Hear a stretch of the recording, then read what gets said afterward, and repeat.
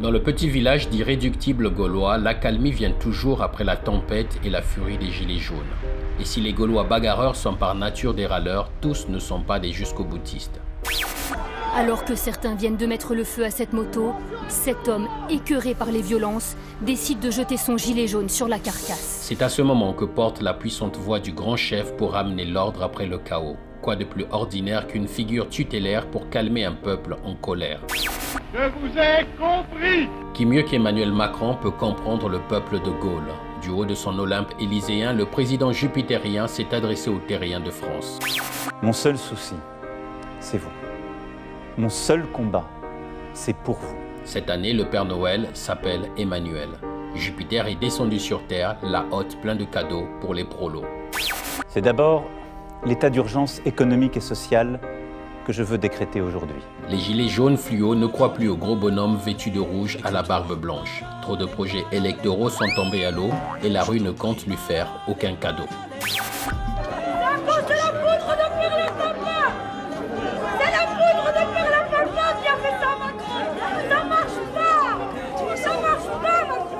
Emmanuel Macron, tu l'aimes ou tu le quittes?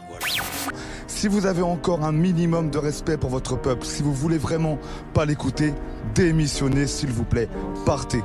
Qui mieux que le maire de Marseille peut comprendre Macron, supporter de l'Olympique de Marseille? Avec l'affaire des immeubles effondrés, c'est bien plus que sa popularité qui s'est effondrée. Gaudin a aussi droit à sa chanson avec les mêmes paroles que celles de Macron. Colère et émotion d'une manifestation à d'autres revendications et toujours le même climat sous tension. La marche pour le climat a mobilisé des milliers d'écologistes. Les gilets verts ont pris d'assaut la rue. Alors je me bats pour la société qui part en couille et puis je me bats pour la terre qui part en couille, voilà. La marche des gilets verts pour un monde vert et colère verte contre ceux qui franchissent la ligne rouge au profit de la suie noire de l'énergie fossile.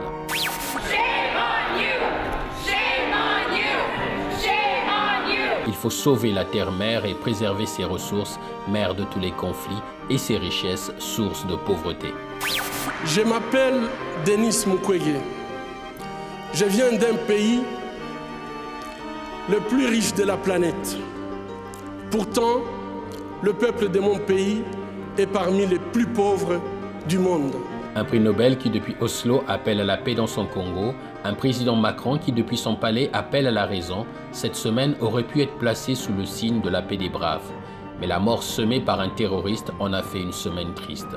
Avec l'attaque de Strasbourg, le terrorisme se rappelle au mauvais souvenir d'une France qui avait réussi à revivre sans la menace fantôme.